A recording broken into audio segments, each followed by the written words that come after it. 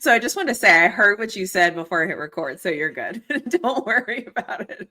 I saw the orange juice and knew what time it was, so you're good. So welcome back, everybody. This is our, sixth edition of our After the Game, where we are able to just like talk about the game, talk about what you saw, talk about what I saw from my viewpoint, and just kind of have the dialogue about what's going on. But how was your trip out there? I watched your vlog. For those of you that don't know, I will tag the vlog. So please go check out the vlog. But how was your trip? And did you lose your wallet at somewhere at check-in, or did you misplace it? Or what happened? Yeah, it was really crazy. Honestly, I get to the airport. Sorry if you hear that rattling. That's my dog. He found the toy as soon as the video came on. But I get to the airport. Sorry. I get to the airport and I'm just like, okay, I'm at TSA and I go for my book bag and go to my wallet and I realize it's not there. So I'm like, oh my gosh. I've never done this in my life. My wallet was in my car back at home. Luckily, someone went back to the house and got it for me and they brought it back and I made my flight and I showed up to the airport like 3 hours in advance. I always do that. Got it. Okay. So yeah, because I was watching and I was like, he got his wallet. And then I think I couldn't make out kind of what was happening. It's one of those moments where you're like profusely probably sweating and your heart is racing because you're just like, there's nothing I can do. There's nothing I can do, but I need to do something. So right. It's a terrible feeling. One time I couldn't find my passport. And I was like, literally, and of course I put it in a place that would be easy for me to find, but I'm like going through it. I'm like, where is it? Where is it? So that feeling is anxiety. Nothing is worse than that. Nothing is worse than that. Yeah. So you get through that, you get to Colorado, different hotel than usual? Yes, different hotel. It was in West Denver. Okay. Closer Did you like to it better? Yeah, it was really nice. It was closer to the mountains. Okay. Because like of course Denver, the airport is on the east side of Denver, and the hotel and the mountains are on the west side of Denver. So got it. Okay. Very nice scenery, close to Boulder as well. And then so I feel like, well, let me ask you this. Did you eat anywhere good? Anywhere different? We tried to go to a few restaurants downtown Denver, but it was like so many conferences going on. Yeah. It was like a lot of people in downtown Denver. I think the Broncos played at home this weekend. So that would make it crazy. It's crazy around there during that. So I texted you this, but I feel like you have like a tradition, like a game day tradition. Do you feel like it's a game day tradition, or is it just kind of like what you do when you go to Denver?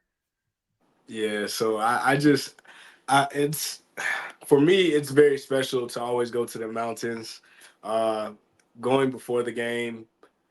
Because it's a night game, of course, I had enough time to wake up in the morning, try to catch the sunrise. How many times do you wake up in Denver and say, oh, let's go to the mountains and catch the sunrise? So, that's the extra motivation that I get. And it gets me up, gets my day going, and a beautiful sight to see in the morning. So, yeah. How far are you walking from like where you park to the actual location that's in the vlog? It's literally right off of the street, like really 5 yards. Yeah. So like when you're driving up the mountain, of course, there's like little slopes on the side, but they have areas where you can pull over or turn around. Yeah, like or turn around if you need to and stop. But yeah, I just pull over there, and it's a really open area and great scenery. Great scenery. I love that. I always in my mind, this is what I think is happening. In my mind, I'm like, okay, he's parked and now he's walked a little ways, and in my mind, it's so dramatic. And then he gets to the spot, and you're like, no, I literally park and walk across the street. Yeah, I have to show that whole process. Thank you for that. I have to show that whole process. Yeah, so everything I thought is null and void. So there's that. So so that happens. Did you get to the game earlier this time than you usually do? Fairly a few minutes earlier, yeah. Okay. Yeah, a few minutes earlier. Okay. Yeah. I love so I'm one of those weird people that I often am like doing so many things on my computer and so many interactive things that the silence of because it won't be silent in a few hours. So like getting to that stadium and just having that moment of just like it's still, it's quiet.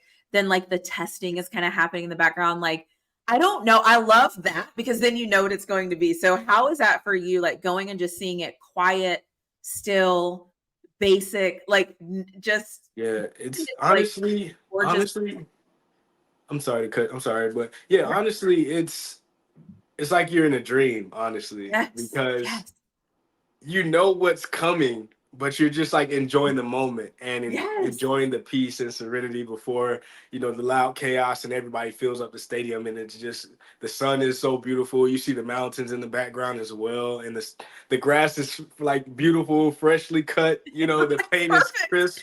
Everything is crisp and everything, but it's an amazing scenery. Amazing scenery. You know what's funny? I was just thinking, it's my mom always tells me like, stop and smell the roses. Like, stop planning, stop worried about the next thing, stop doing the thing. Like, just stop and just be in the moment. And those are the moments, right? Where it's like, just give it a second, just enjoy it and take it all in. So, anyways, that's awesome. So the other thing is too, is before the game, there's a couple of things. Goldberg, and again, I don't want to talk too much about this because I kind of like to talk about it and then people can go see what I'm talking about in the video. Yeah. But I think Goldberg was ready to go stop the run.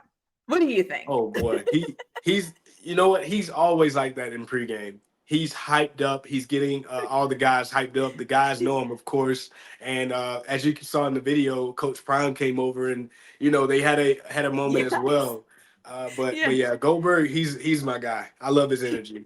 He Get is him in there. who he's Like, advertised to be. yeah, He is my get him guy. in there. Like Yeah. he'll stand in front of somebody. I Oh yeah. trust and believe he'll make the tackle. Like, Did you see? Did you see when he picked the guy up over his head? yes. That was Yes. So yeah. I was watching the video again. I'm not going to say too much, but I was like, what is that? Like, what is that noise? Like, what is going on? And so when you showed him, I was like, oh, Yeah. all of this makes a lot of sense. Because I was like, why is this guy like It's so this? loud. Like, what is, yeah, like, what? Yeah, like, can he see people are trying to get focused? And I'm like, oh, Yeah. my bad. My perception of that was all wrong. The other thing I'll just say too, and I'll say this as a fellow Longhorn hookem, KD is like a walking double-double. Like everywhere KD walks into, if you throw him a basketball, I believe he's ready for one-on-one. I believe he's ready for 3-on-3, 5-on-5.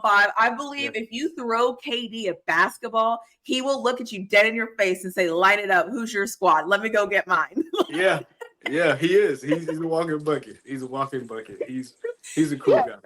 And every time I see him, he always, like, seriously, every time I've ever seen Kevin Durant, I kid you not, he's always like that. It's always the same outfit. Yeah. Hoodie, pants, basketball shoes. Anyways, it's a joke amongst some people I know. It's like, just roll him a basketball. Like, the only thing I need to do in life to make my life complete is be somewhere where KD is with a basketball in my hand so I can roll it to him just to see if he would look at me dead in my face and be like, who's on your team? We're going one-on-one? What are we doing? I don't know. It's kind of weird. I know. Cool. I'll get off the soapbox. But anyways, so I just needed to say that. So how was this game? Talk to me about this game. We often talk about I started this where I'm like, so do you ever size them up? Do you ever look at them? So how was this game when you kind of looked at what they had? You're looking at what we had. Were you aware of Kansas State's running game before the game? Did you know how great they were? I knew how good Avery Johnson was as a scrambler.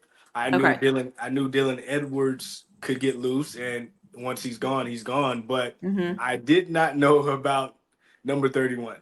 He was a monster, to say the least. Yeah. He was ready. He was ready for his moment. You could tell he knew what time it was, and he was prepared for his moment. Yeah. How did you? So in a weird way, I felt like Kansas State played like I expected UCF to play, if that makes sense. Yes. Like I expected UCF just to run the ball down their throats. Like if that's your advantage, you use your advantage. Right. But when you, I'm trying to be very careful here.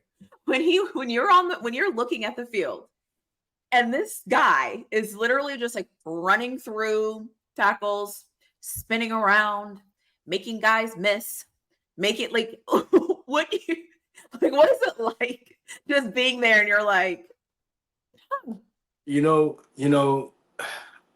growing up and playing football my whole life, we see these guys. It's like they're really quiet, or you don't really know much about them. But once they get on that field, it's like, oh, he's dominating. Oh, again, and again, and it's like, okay, he is a playmaker. And That's a good analogy. if you didn't know him then, now you know him, Right. type deal. Yeah. So he almost had over 200 rushing yards on Colorado. Yeah. He had 180 something. And let's be honest. Sorry to say this, Colorado fans. If his coach didn't stop running the ball in the fourth quarter, he would have probably had 250 yards. So for everybody who's like, oh, we had a chance. No, you didn't. The coach decided to stop running the football. That's why you had a chance. That's the only reason why you had a chance. Like, let's not twist it around. Like, at home, I'm sitting at home, and I kid you not, I said, they're not gonna be able to stop them. Like, it's just because the other thing is too, and then I'll move on. You've played football. You know what it's like when you're watching a guy run the ball down your defense's throat. You know what it feels like. It's anybody who's watched the sport for a long time knows what it feels like. Anybody who's played the sport knows you feel helpless. Yeah. And you honestly are like, how much longer does this have to happen before they score? Yeah. Because you want to get off the field. It's terrible.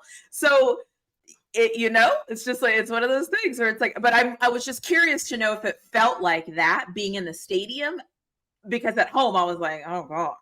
Yeah. Ooh. Yeah. Because like when you saw him make his moves, it was like, oh, like, oh, it's going to be a long day, type deal. And I was just like, oh my gosh, come on. Just try to throw the ball, Avery Johnson, do something different, help us out. The coach tried to give you the game. It's just, the defense decided. Anyways, whatever. So how was it? Was there any point where because we usually talk and I ask you, like, what is the moment where you're like, okay, they're locked in? Did you see this moment? Obviously, we usually say it's Travis Hunter. Travis Hunter goes out. What was that like? Like, what was the energy like in the stands? Did you know that Travis Hunter? Oh, you have it in your video. You knew he was out. Okay. This is the thing. He walked to the locker room at least 3 times. I'm not sure if you all saw that. That shot wasn't kicking in. Oh, sorry. Sorry, Travis Hunter. I don't know if you got a shot. I was just kidding. That was a joke. That was a joke. Sorry. Like, some people don't get my humor. So sorry. So we saw him. So the hit happened. And when he got it from the hit, I was like, oh, okay. Oh, he's shaking it off. He's okay. Then we saw him go to the sideline. And he was talking to a trainer. And as he was talking to a trainer, you could see the trainer do the thing where he puts his hand in the shoulder pads and does the thing. And I was like, that's not great. Then I think they showed him running back. And then he came back. And then I feel like they showed him twice running back and forth twice. Mm-hmm. But that was it. Yeah. And Jimmy Horn walked towards the back as well, and they had some things going on. I didn't include that in the video, but seeing your star players run to the locker room in the middle of the game, you're like, what is he doing? The field is that way, type deal. But yeah. I always trick myself. I'm like, oh, they just have to go to the bathroom. It's fine. No, they just have to go to the bathroom. They'll be back. That's what I said. The first time I see it, I was like, he's just going to the bathroom. He can't. Yeah. He's heading to the bathroom.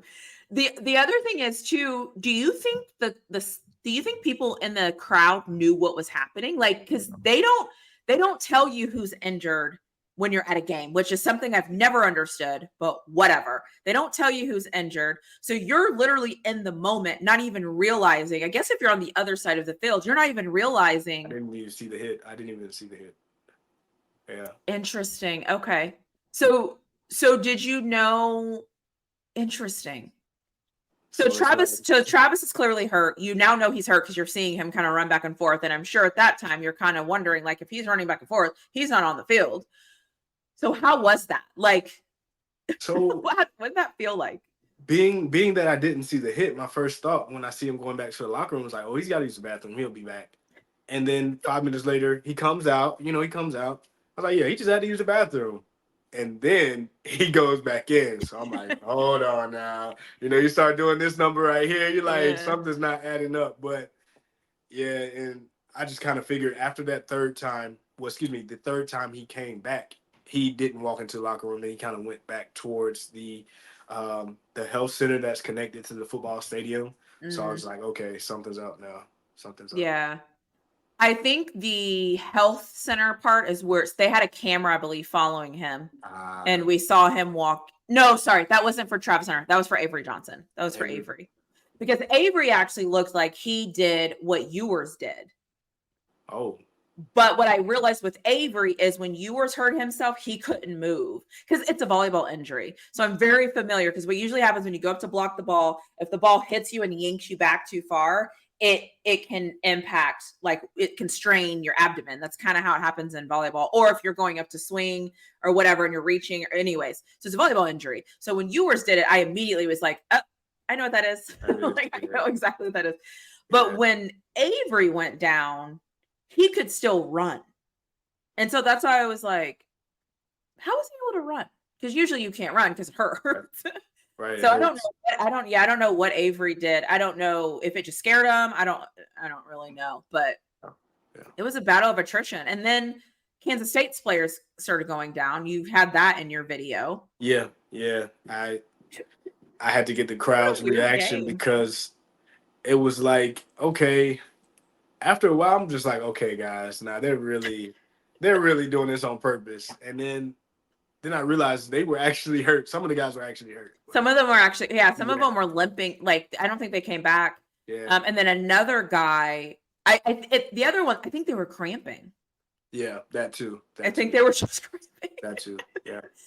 So, the other thing is too, is coming out of halftime, did you have a different assessment of the game that you had before the game started? Yeah, definitely. We were down 14 at the halftime, and I'm just like, come on, guys, this isn't the way you want to go out on national television, getting shut out. That's terrible. Yeah. That's terrible. Like, and we're better than that. We're better than that. So Yeah. At what point? So I know that you had. I won't even say the point that you had to leave. They'll have to go watch your video to figure out when you had to leave. But was the momentum? I just didn't feel Colorado ever really had the momentum until the interception, which obviously was like the at the very end of the game and whatever. It didn't even matter because then obviously what happened. But like, did you feel like they ever had momentum? Like, do you Never. feel like they ever? Okay. No, never until I'm parking my rental car and I see them picking off the ball. I'm like, okay, now they have the momentum. Yeah, that's interesting because they were at home. Yeah, that's how it felt. It felt like, at least for me, it felt like I was just watching a team that never quite could. Whatever. It never quite happened. How did Colorado's defense? I'm not talking about stopping the run. I don't even want to talk about it. How did their defense though look as far as matching up with Kansas State's offense? Like, how did that defensive line look against Kansas State's offensive line? They did have some sacks, which is great. They kind of unfortunately don't matter if the team can run the ball for almost 200 yards. But how did they look? Because I know before we were talking about like them looking faster than we think they are. Right. Are they still? Because the talent's getting better. That's why I'm asking. The talent they're starting to play is starting to get better. So I'm just curious. Yeah, I feel like they matched up well on the front line. I feel like the mismatch was the linebacker core and the running backs. The speed was the difference because once you, of course, run through the gap, it's just you and the linebacker. And if you're able to make a quick move and put a move on them and beat them with speed on the outside, you're going to win that every time. And over time, they're going to get tired, and it's just going to expose them even more as the game goes on. So yeah. So if I'm going to ask you this, and if you don't want to answer, I'll cut it out. So just know that if you were, so they lose the game, game's over, we lost. Okay. If you were a coach for this next game, based off just what you can see with your eye test, what are like 2 adjustments that you would make? And then we'll get into who you think like should be the offensive star and the defensive star for this game. So I'll say this: I would definitely make a change in the secondary positions. Um, I would go back to how we won at UCF. I would go back Yeah. to that lineup, that mentality, that game plan, Yeah. uh, because we played like dogs, and it was It looked good. it was a different feel. It was like, okay, they're gelling together, they're working together. But when they played this last game, I was just like, what is going on, guys? We're at home, Looks flat. Yeah, Yeah. yeah. Also, it's the same thing every time. Angles and pursuit. Your pursuit angles. Like I've been saying this since the first game. Like we still have yet to um like enhance or like update, like do something, change in the game plan.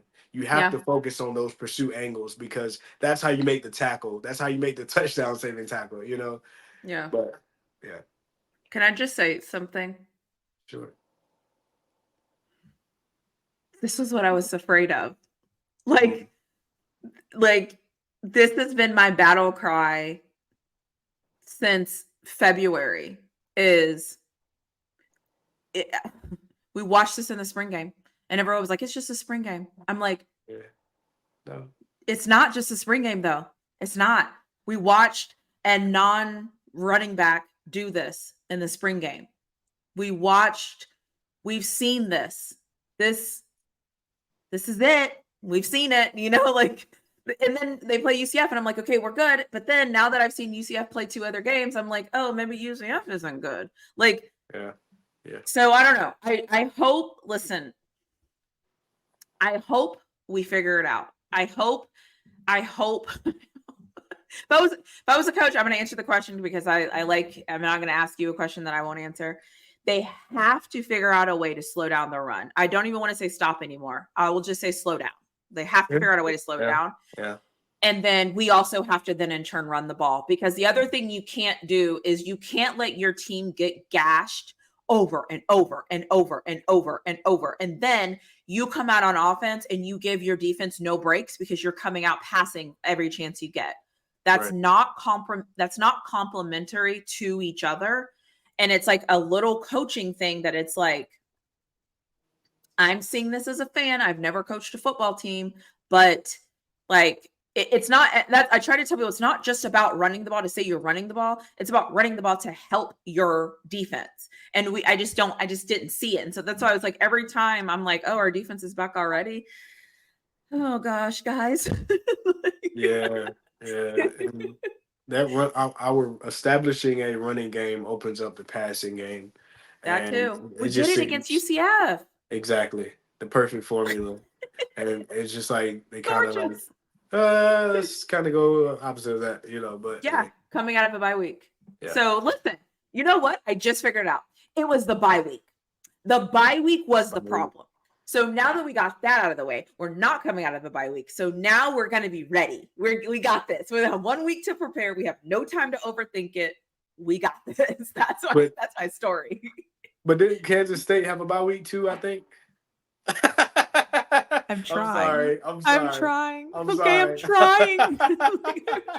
I'm sorry. I just it just popped in my trying. head. Intrusive thoughts got the best of me. Because what I really wanted to say is, how do you have 100+ years of coaching NFL experience and that is what you're doing? But I digress. So who would you say would be your offensive player of the game? And who would you say would be your defensive player of the game?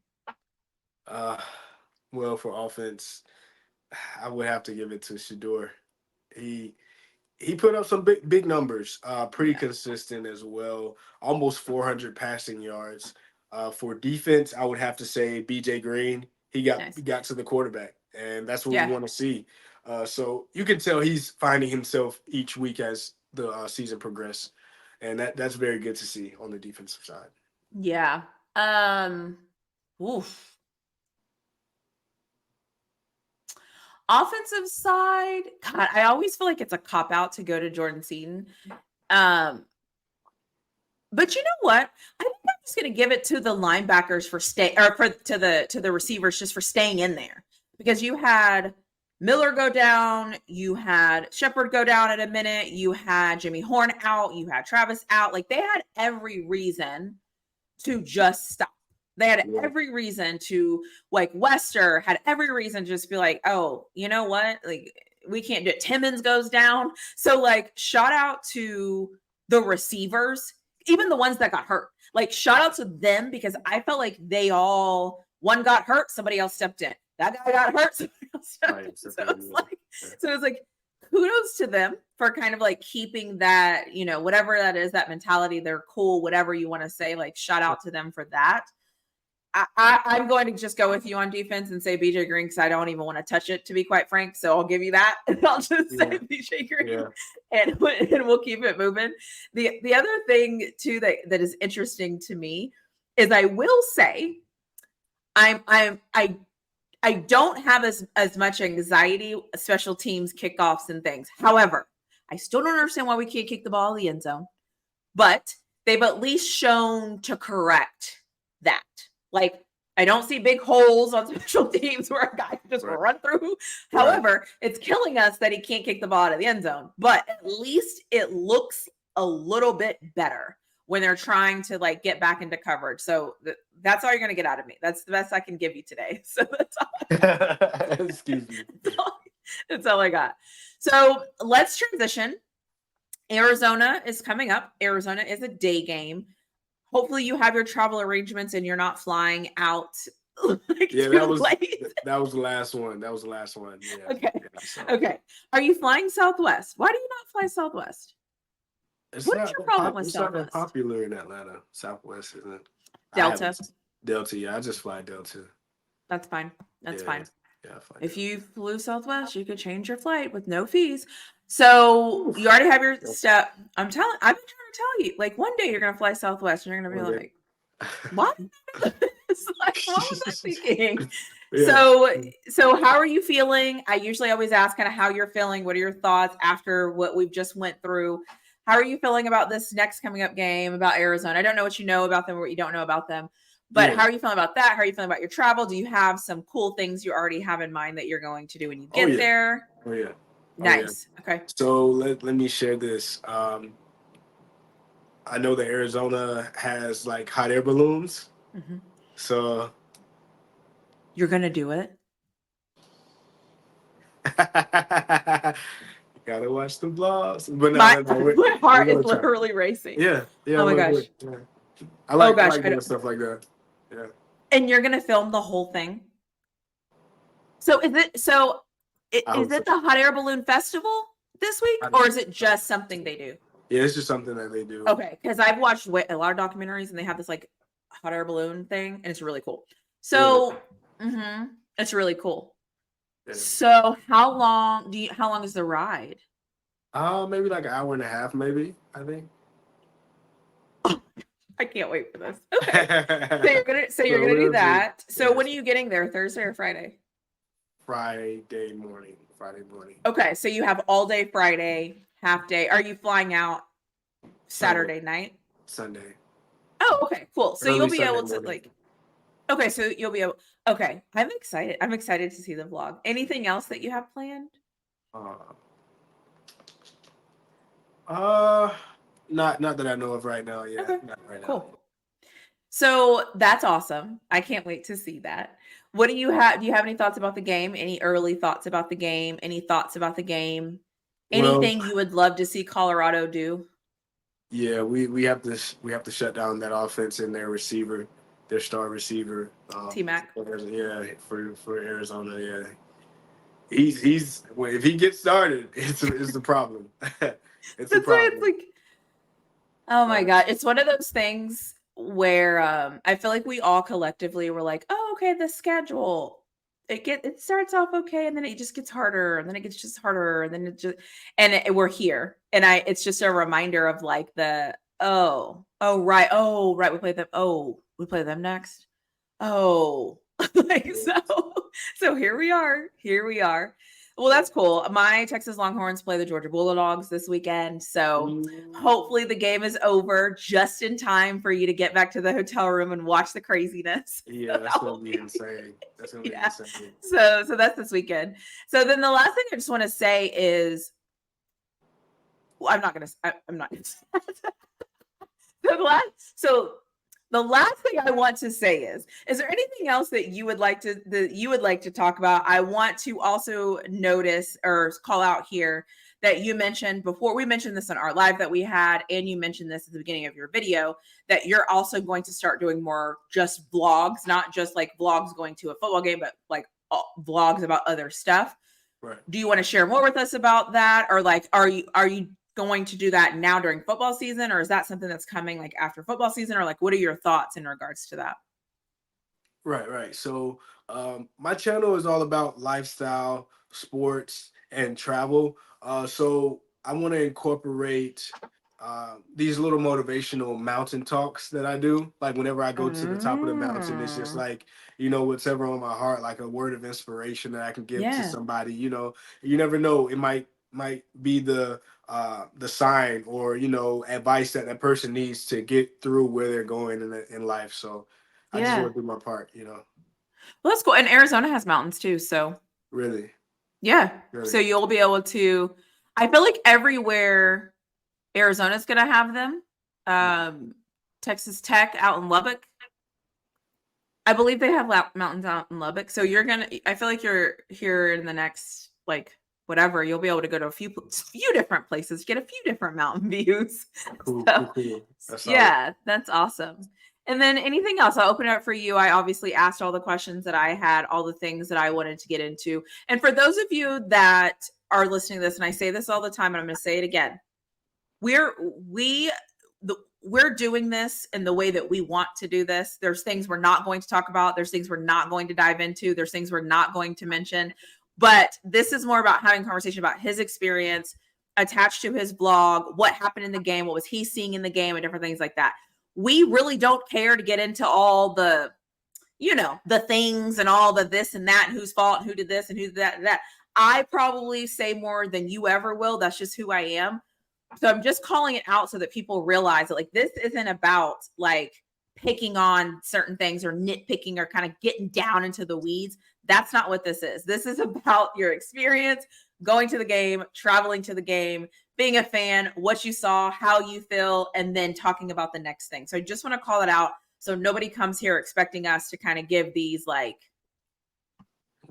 things we're really seeing. You know what I mean? Like, I'm not doing that. Like, I don't want to break news. I don't want to be the person that gets clipped up. I don't want to do that.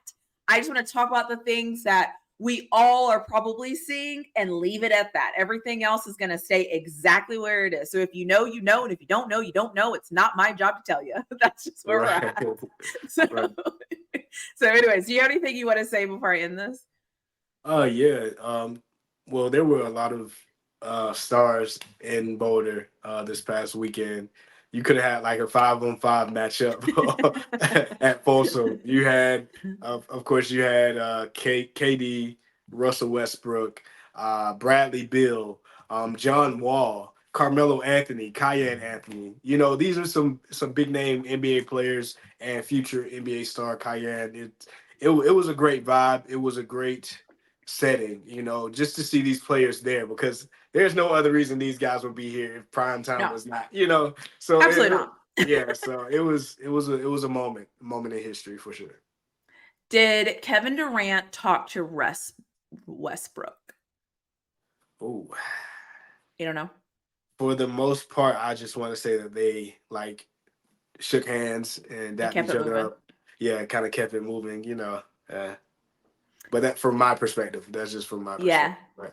So the thing I like about celebrities or anybody really, we just don't realize it with normal people because we don't know who you are. It's always interesting to me to get these people out in the real world and to see how they interact. Because on the court, it's all love. It has to be. They share the passion, the sport, whatever. When you're out into the wild, as I like to call it, like it's very interesting to kind of see like who's with who's dapping who up, and then laughing and then and carrying on, and who's kind of like, hey, you know, and like moving. So I always love to see, because usually you'll see Carmelo will go through, he doesn't care. He'll talk to anybody. He doesn't care. He's going to laugh. He's going to joke. He's going to do all the things. But some of these guys are not like that. And this is, I always tell people, like, don't idolize these guys. Don't do it. Like, don't.